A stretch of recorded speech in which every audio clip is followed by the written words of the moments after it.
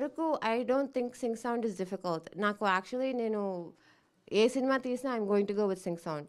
ఎందుకంటే సింగ్ సౌండ్లో వచ్చిన భావాలు, ఎక్స్ప్రెషన్స్, ఎమోషన్స్ అసలుకి డబ్బింగ్లో నా అభిప్రాయంలో యాజ్ ఎ ఫిల్మ్ మేకర్ నా స్టైల్ ఫిల్మ్ మేకింగ్లో రీప్రొడ్యూస్ చేయలేము. ఫర్ ఎగ్జాంపుల్ బెనర్జీ గారు, రెడ్డి గారి క్యారెక్టరు ఎమోషన్తో డైలాగ్ చెప్పినప్పుడు ఒక బ్రీదింగ్ ఉంటుంది. అది డబ్బింగ్లో రీప్రొడ్యూస్ చేయలేము. నా డైలాగ్స్ కూడా, నాగమణి డైలాగ్స్ నేను అవి సింగ్ సౌండ్లో చేసినప్పుడు ఒక లైక్ ఫ్లో ఉంటుంది నేను నా యాక్షన్తో. అది డబ్బింగ్ ఆర్టిస్ట్ మిమిక్ చేయలేరు. సో నేను డిఫికల్ట్ కాదనుకుంటాను. ప్రొడక్షన్ సైడ్ నుంచి కొంచెం డిఫికల్టే, ఎందుకంటే సౌండ్ సెట్ని లాక్ చేయాలి యూనో. బట్ మంచి సౌండ్ డిజైనర్ అంటే సోఫార్ అది ఉమామహేశ్వర వాజ్ రియలీ డిఫికల్ట్. ఎందుకంటే అరకులో అందరూ ఉంటారు, like we needed help from some of the law and services అనమాట, బౌన్సర్స్ అన్నీ. సో డిఫికల్టే బట్ మేనేజబుల్.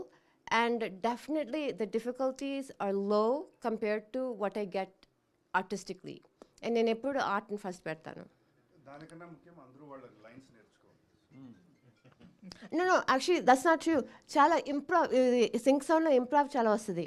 ఇంప్రూవ్కి చాలా ఆపర్చునిటీ వస్తుంది. లైక్ మీకు తెలియదు కానీ ఇది సినిమా చూసినప్పుడు రెడ్డి గారు, రామకృష్ణ వాళ్ళ చాలా వరకు లైన్స్ ఇంప్రూవ్ అవుతాయి.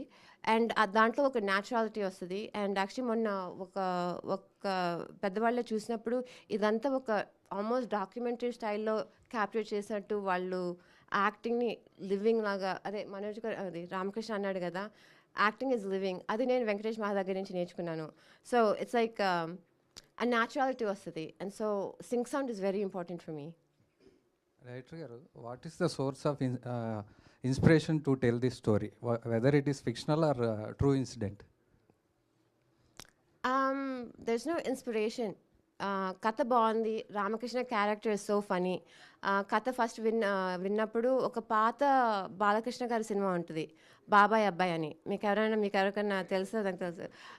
పాపం ఆ అబ్బాయి ఏదో ఒకటి అమ్మాయి కోసం ఏదో ఒకటి ట్రై చేస్తుంటే అది వర్స్ చాలా ఫన్నీగా ఉండేది. చిన్నప్పుడు చూస్తే it was very funny. So ఆ ఆర్క్ నేను ప్లాట్ డీటెయిల్స్ చెప్పలేను, బట్ ఆ ఆర్క్ కొంచెం కనిపించింది. So I thought it was funny. మొత్తం పోస్టర్లో చూస్తే అన్ని క్యారెక్టర్స్ ఉన్నాయి, కానీ Nagamani tiffin centre was grabbing my attention. Why it was put? అది అనిల్ భాను గారిని అడగాలి, మన పోస్టర్ డిజైనర్స్. ఆ ఫోటో మాత్రం అంత పర్టికులర్గా ఏమీ ఒక ఇంటెన్షన్తో పెట్టలేదులే.